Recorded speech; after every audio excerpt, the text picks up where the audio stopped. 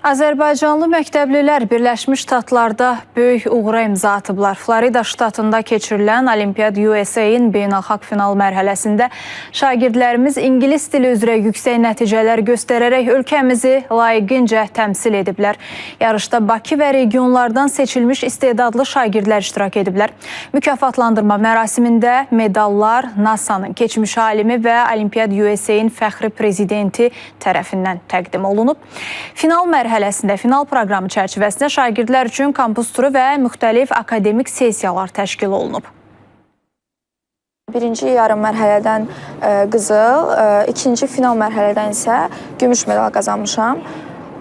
Düşünürəm ki, mənim üçün əla təcrübə idi. Çünki həm networking üçün çox yaxşı təcrübə idi. Bu mənim üçün çox maraqlı bir təcrübə idi və öz vətənimi gedib orada təmsil eləmək çox belə maraqlı idi və qürur duyuram.